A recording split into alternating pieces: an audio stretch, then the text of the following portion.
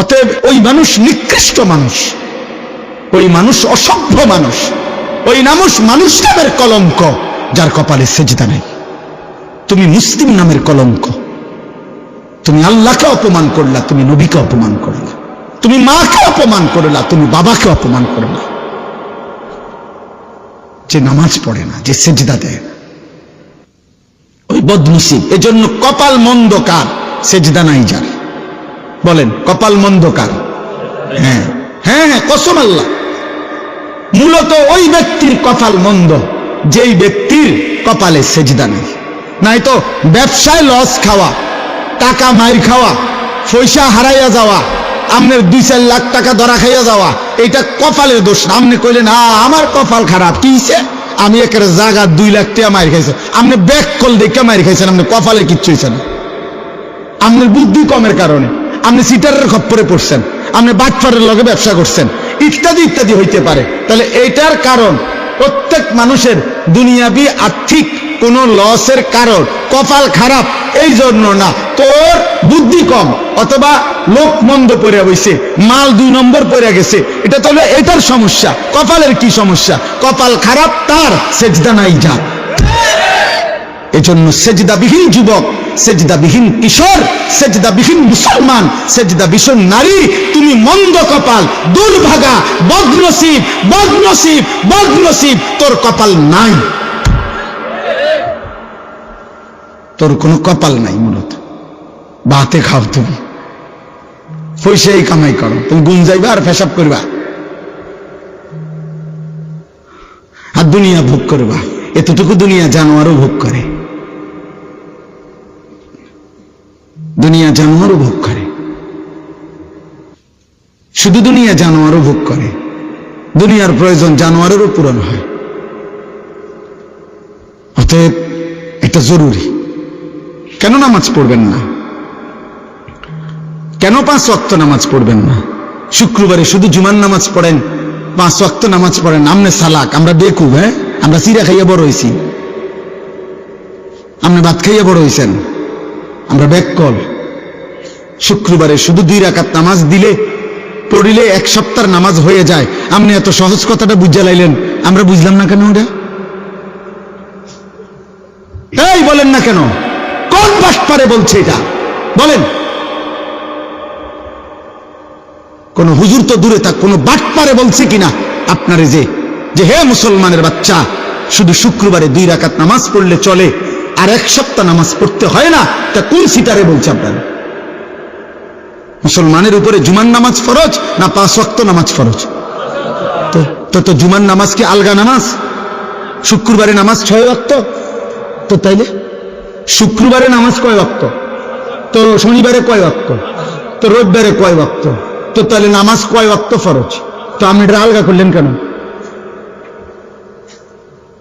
কোরআন শরীফের এটা মনে করেন আপনি পুরা কোরআন শরীফ থেকে আপনার বুঝে ধরছে না, এরকম 2টা আয়াত আপনি এনতে সরাইলাম।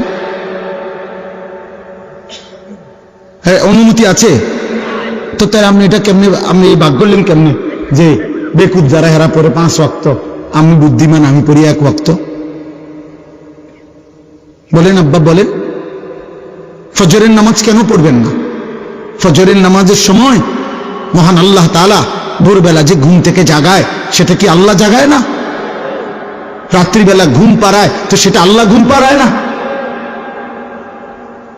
বিষয়টা কি?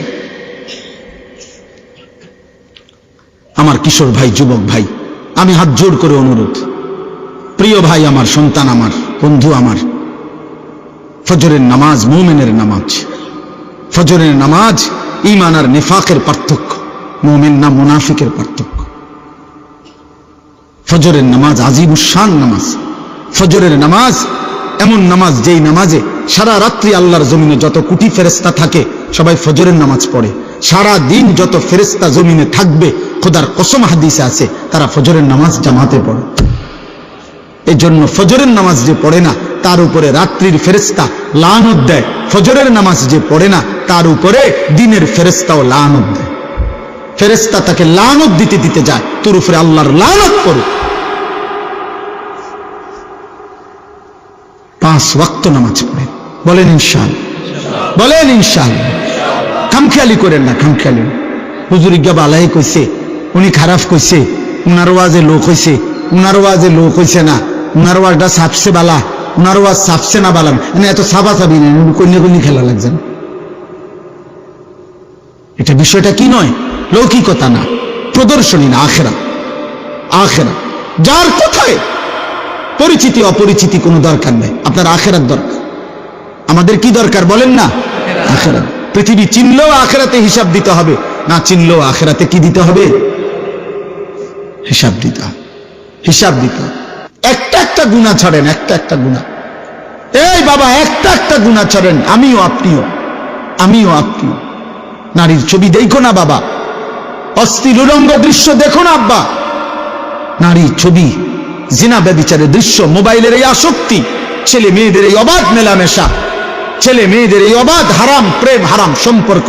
আল্লাহর কসম, খোদার কসম বলছি, আল্লাহ কোরআনে বলছে, নারী পুরুষ ছেলে মেয়ের বিবাহ বহির্ভূত হারাম সম্পর্ক যারা করবে, রবের ওয়াদা এটা, আল্লাহর ওয়াদা এটা, আমি তারে দুনিয়াতেও বেইজ্জতি করব, আমি তারে আখিরাতেও বেইজ্জতি করব। এটা আল্লাহর ওয়াদা, সূরা নূরের মধ্যে আছে। আল্লাহ বলছে, আমি তোকে দুনিয়াতেও অপমান করব, আমি তোকে আখিরাতেও, তোর দুনিয়াও জাহান্নাম বানাই দেব, তোর আখিরাতও জাহান্নাম বানাই দেব। ইন্নাল্লাযীনা ইউহিব্বুনা আন তাশিআল ফাহিশা ফিল্লাযীনা আমানু লাহুম আযাবুন আলীমুন ফিদ দুনিয়া ওয়াল আখিরা। ফিদ দুনিয়া, এই যে দুনিয়া, এটা বুঝছেন নি? আরবিটা কথা বুঝেন নাই? ফিদ দুনিয়া, এই কথাটা বুঝছেন নি? দুনিয়া যে, এটা কোরআনের আয়াত।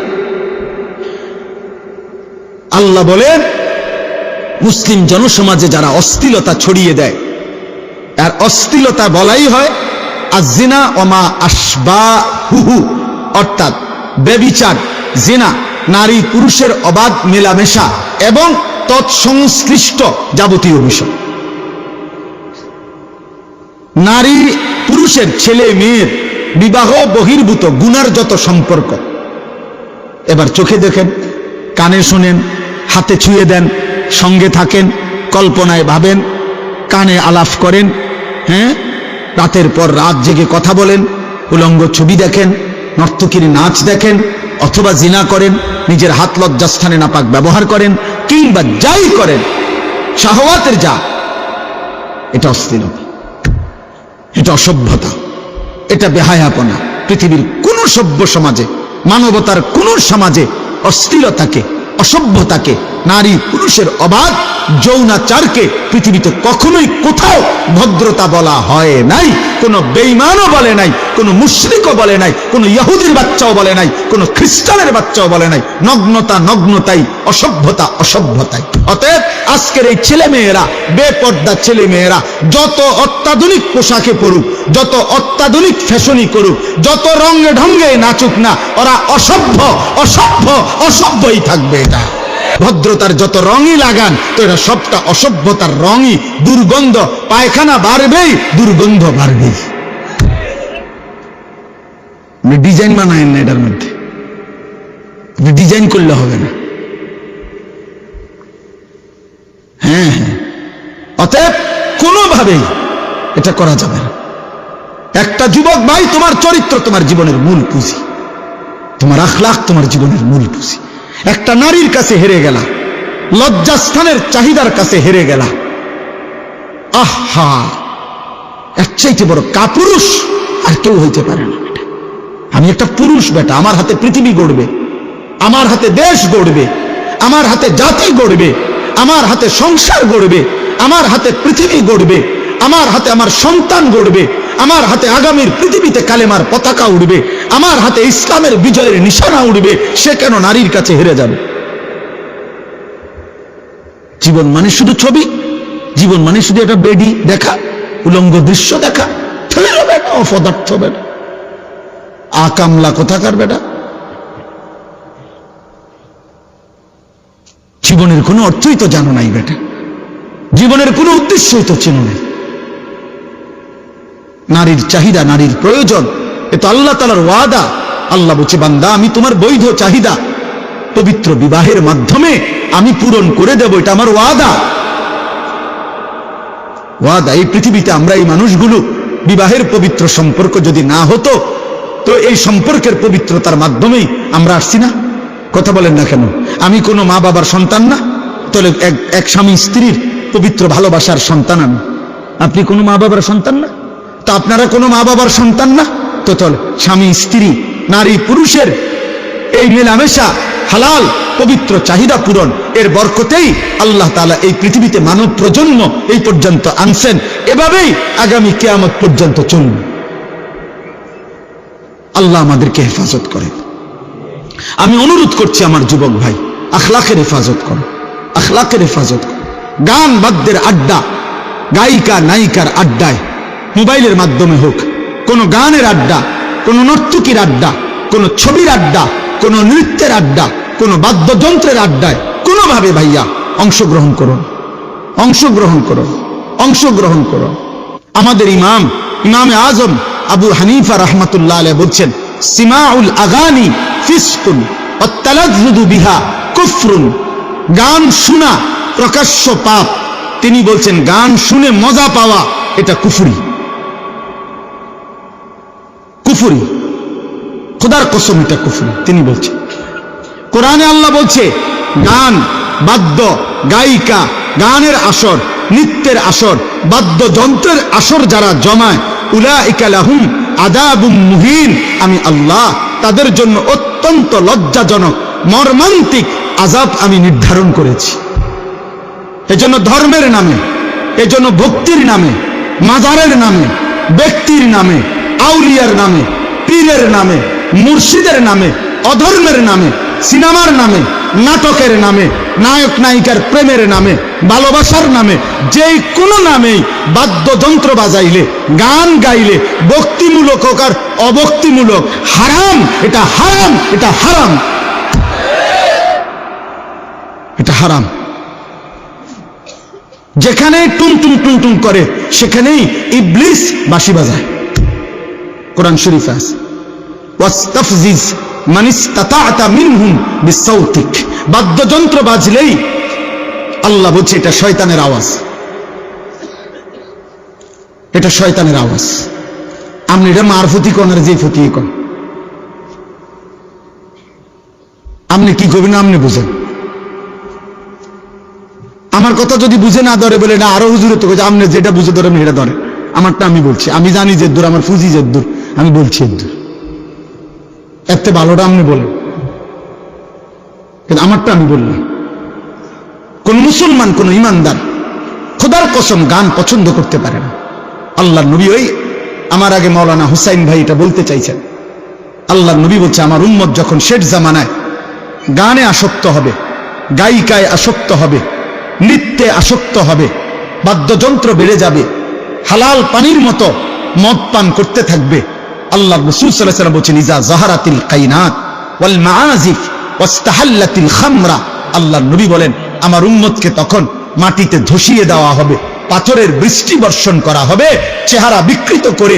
কোন দিন রাত গভীরে এই নাফরমান এমন হতে পারে, আল্লাহ মাফ করে দেন, কোন দিন রাত গভীরে শুইবার পরে ঘুম থেকে, গানের আসর থেকে, বাদ্যের আসরে, মদের আসরে, জুয়ার আসরে, প্রিয় ভাই আমার, আল্লাহর কসম মুহাম্মদ আরবি 1450 বছরে মিথ্যা বলে নাই। এই পাপের শাস্তি হিসাবে নবী বলছে চেহারা কোনদিন অচিরেই শেষ জামানায় আমার উম্মতের চেহারা এই গান বাদ্য মদ নেশা জুয়ার আসক্ত ব্যক্তির চেহারা মানুষের সুরত বদলিয়ে পশু জানোয়ারের আকৃতি হয়ে যাবে। কোনদিন হয়তো দেখবে সে, কোন এক জেনারেশন হয়তো দেখবে বান্দর হয়ে গেছে, শুকুর হয়ে গেছে। আল্লাহ মাফ করে দেন। কোনোভাবেই না, কোনোভাবেই না। অতএব কোনোভাবেই আপনারা আপনাদের ছেলে মেয়েদেরকে, আপনাদের নিজেদেরকে, বয়স্ক মানুষ চা দোকানে বসা চা খাইতেন গেছেন, টেলিভিশন দেখেন কেন? চা না খাইবেন আপনি? নর্তকী দেখেন কেন? গায়িকার নাচ দেখেন কেন? 60 বছর বয়স এখনো লজ্জা হয় নাই? আপনি মরতেন না? আপনি কবরে যাইতেন না? মাতবুরি করেন, আপনি 3 জন বিদেশ, হ্যাঁ বিল্ডিং করে লাইছেন, বাজার সদাই ঠিক মতো চলতেছে, খাইয়া দাইয়া কোনো অসুবিধা নাই। তো খাইয়া দাইয়া না অসুবিধা নাই, কবরে না অসুবিধা। আপনার বুঝি কইছে খাইয়া দাইয়া অসুবিধা হইব, খাইয়া দাইয়ার কয় টাকা? ফাঙ্গাস তেলাপিয়া দামে কত, অসুবিধা কি তো হইতে হয়? এই বাজার সদায় চলার জন্য তো ফুতে একজন বিদেশ গেলে চলে। বিল্ডিং একখানার কয় টাকা খরচ? দুনিয়ার অসুবিধা তো বলে নাই, অসুবিধা তো হবে কবরে, অসুবিধা তো হবে আখিরাতে। সেদিনের অসুবিধা তো আর শেষ হবে না আব্বা। আজ দুনিয়ার অসুবিধা তো শেষ হবে, আগামী দিনের আখিরাতের অসুবিধা তো শেষ হবে না। শেষ হবে না রে বাবা, শেষ হবে না। আল্লাহ আমাদেরকে মাফ করে দেন, আল্লাহ আমাদেরকে মাফ করে দেন। মদ জুয়ার আসক্তি থেকে আমার মহল্লার যুবক ভাই বাঁচো ভাইয়া, মদের নেশা থেকে বাঁচো, জুয়ার নেশা থেকে বাঁচো। আল্লাহ রসুল সাল্লাল্লাহু আলাইহি সাল্লামের একটা সাংঘাতিক হাদিস বলি আমি। নবী সাল্লাল্লাহু আলাইহি সাল্লাম বলছে, সবাই শোনেন, শুনতেছেন? খোদার কসম বিশুদ্ধ হাদিস, আমার কাছে নির্ভরযোগ্য তাফসীর আছে। আল্লাহ নবী সাল্লাল্লাহু আলাইহি সাল্লাম বলছেন, মান জানা ওয়া শারিবাল খামরা নাযা আল্লাহু মিনহুল ঈমান কামা ইয়াখলাউল ইনসানু আল কামিসা মিন রাসিহি। নবীজি বলেন, কেউ যখন জিনা করে এবং মদ পান করে, দেখবেন, মনে রাখবেন, নারী, হ্যাঁ, মদ, এরপরে গান বাদ্য, এই তিন জিনিস এক ক্ষতি আনে। এটা একই দাগের, এক ক্ষতি আনে তিন দাগ। এক দাগে নারী, আরেকটা হলো আপনার মদ নেশা, আর হলো গান। যেখানে গান বাদ্যের আসর সেখানে নেশাও আছে, সেখানে নারীও আছে। যেখানে নারীর হারাম আসর আছে সেখানে মদের ব্যবস্থাও আছে, গানের ব্যবস্থা আছে। যেখানে মদের ব্যবস্থা আছে সেখানে নারীও আছে, সেখানে আপনার কি গান বাদ্য আছে। আর এই তিনটা একই ক্ষতি আনে, তিন দাগ। বুঝছেন হিসাবটা আমার? আল্লাহ রাসূল সাল্লাল্লাহু আলাইহি সাল্লাম বলেন, যে জিনা করে এবং মদ পান করে, তো আল্লাহ তার কলিজা থেকে ঈমানকে এভাবে টেনে বের করে ফেলে, মানুষ তার গায়ের থেকে জামা যেভাবে খুলে ফেলে।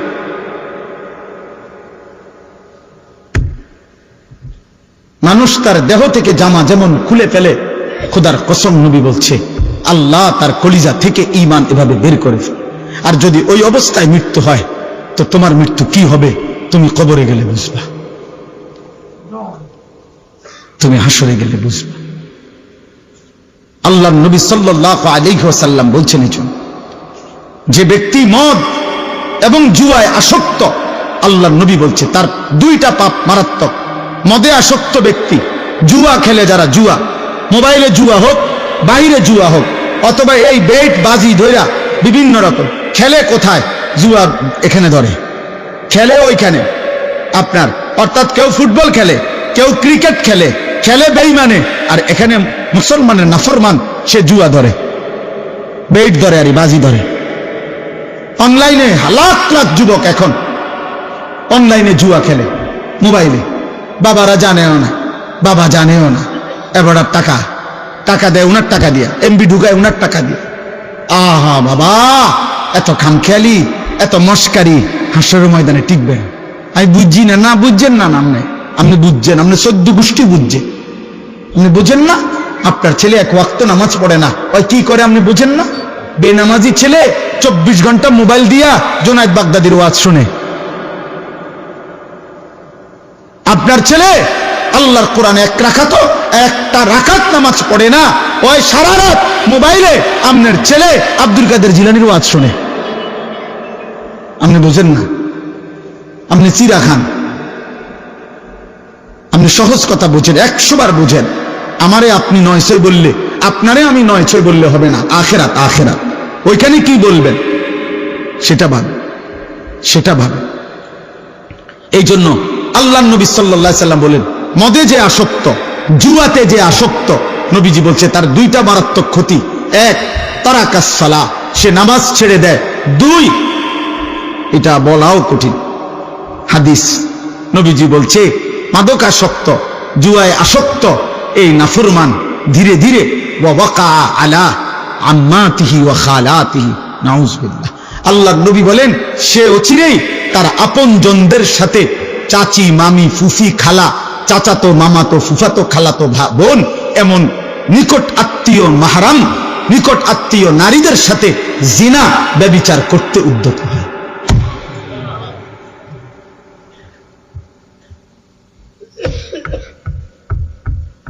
কি বুঝলেন?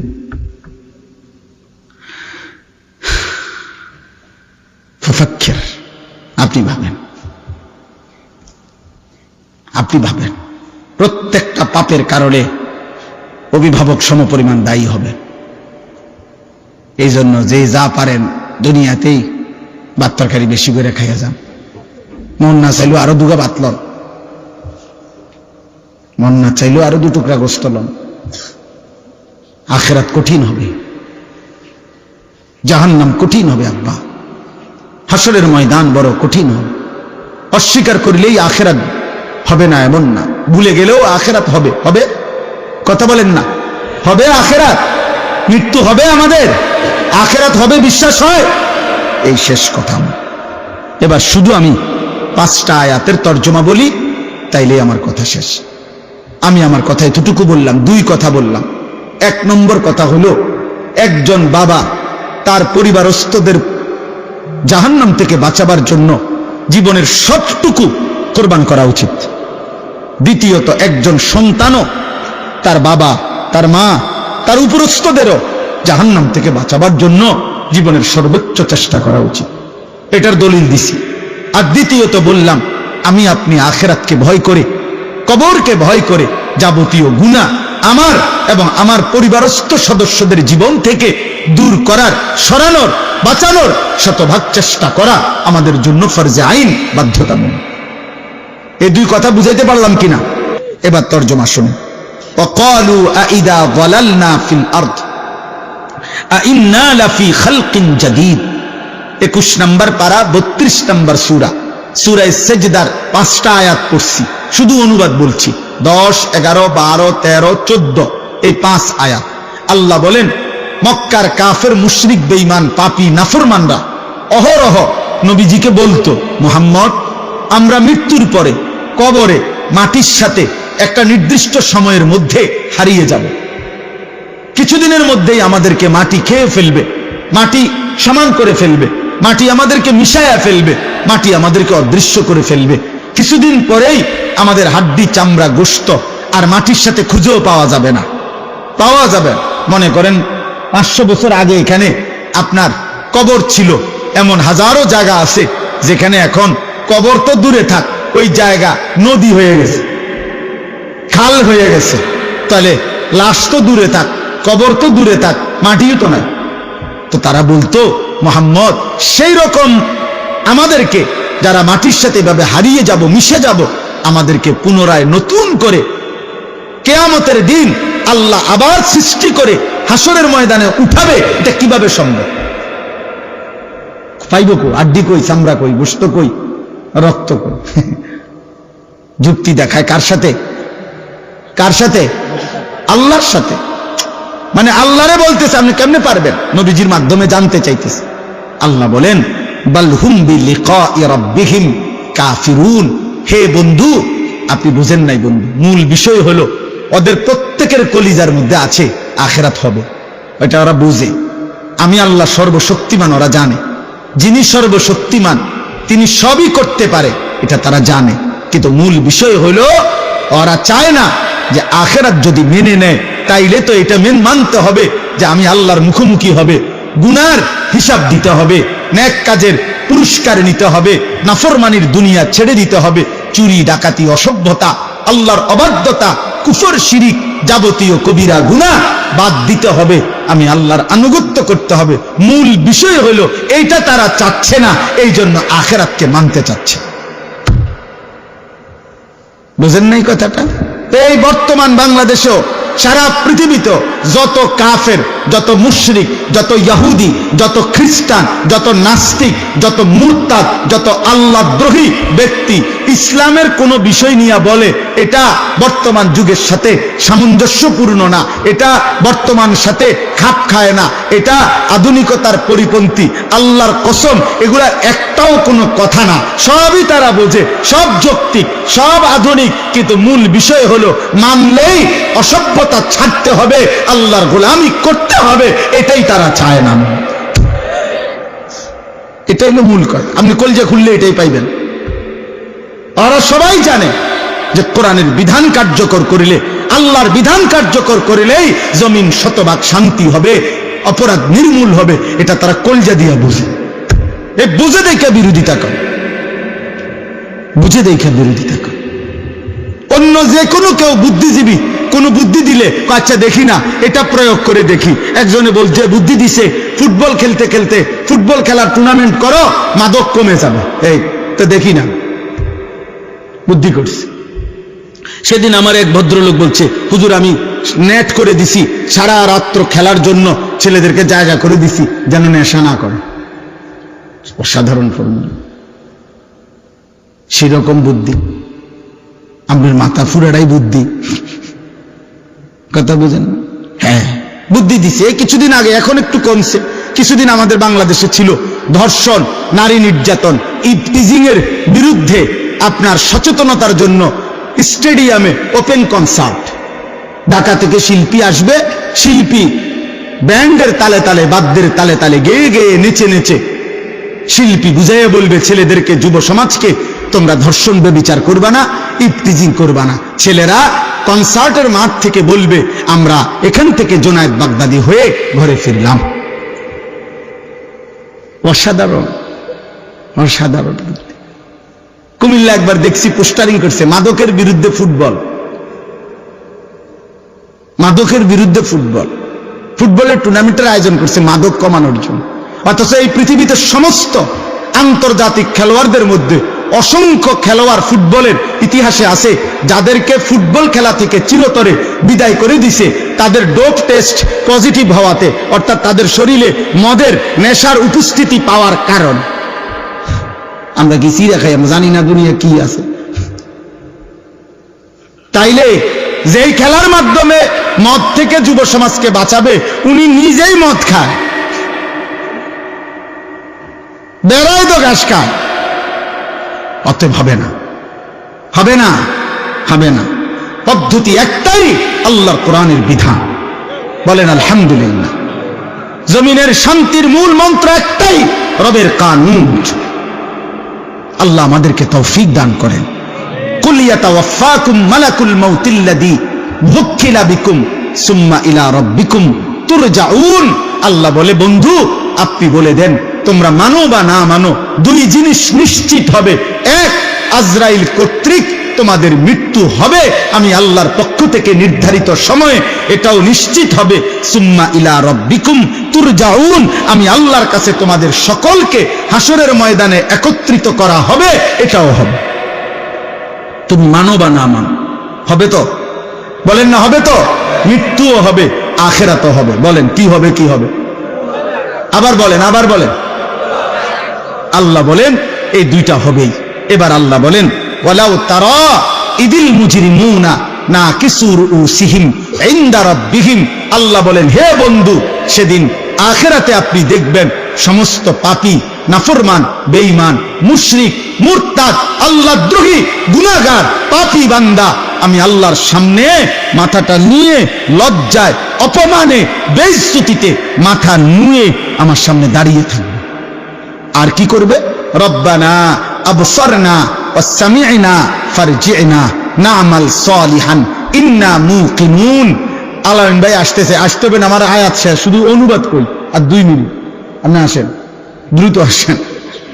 জি, রব্বানা আবসারনা। দেখেন আল্লাহর কাছে প্রত্যেক নাফরমান বলবে, দোস্ত কথাটা শোনেন, মাথাটা নিয়ে নাফরমান বান্দা আখিরাতে আল্লাহকে বলবে, আল্লাহ আজ আমি হাসরের ময়দানের সবকিছু নিজ চোখে দেখলাম, আমি শুনলাম, আমি বিশ্বাস করলাম। ফারজি'না না'মাল সালিহান। এবার নাফরমানের আলাফটা শোনেন, হে কয় কি? আল্লাহরে বলবে, আল্লাহ আজকে আমি হাসরের ময়দানে এসে সব দেখলাম, সব শুনলাম, সব মানলাম, অতএব এখান থেকে আমাকে এখন দুনিয়ায় আবার ফেরত পাঠান। এবার গেলে একেবারে কথা, পিওর কথা, আমি নেকামল করব। সুবহানাল্লাহ। কোন কীর্তেন কি? সুবহানাল্লাহ। তারে কই নেবেন না নামে কয় কিতে, কয় কি? সুবহানাল্লাহ নি বেড়া। হ্যাঁ, বুঝেন নাই হিসাবটা? আপনার আল্লাহের ঢং দেখছেন নি? এখন আমারে পাঠান। এখন আমি নিশ্চিত হলাম এখন আমি আমল করব। আল্লাহ বলেন ওয়ালাউ শি'না লাআতাইনা কুল্লা নাফসিন হুদাহা। এই নাফরমান বান্দা, আমি চাইলে দুনিয়াতেই বাধ্য করে জবরদস্তি করে আমি সমস্ত নেক আমল হেদায়েত আমি আমার আনুগত্য নিতে পারতাম। পারত? আল্লাহ আমাদের প্রত্যেককে দিয়ে এখানে এখন যারা বসছেন এখানে যেটা আসতে পারলেন, তা আপনারা সবাই এশার নামাজে আল্লাহ আমগরে চাইলে ঢুকাইতে পারতো না? 5 ওয়াক্ত নামাজ বাধ্যতামূলক আমাদেরকে আল্লাহ সেজদা দেওয়াইতে পারতো না? মনে করেন সেজদা যে দিতে চায় না, তার ঘাড় ছাইয়া যদি একটা থাপ্পড় মারে, খিসে একটা কিচ্ছা মারে, যদি বাতিজার ফুট কিতা, এই না ফরমান, কেন সেজদা দিবি না মালিক? তো এরপরে কি হবে? আল্লাহ কোরআনে বলছে মা তারাকা আলা যাহরিহা মিন দাব্বা।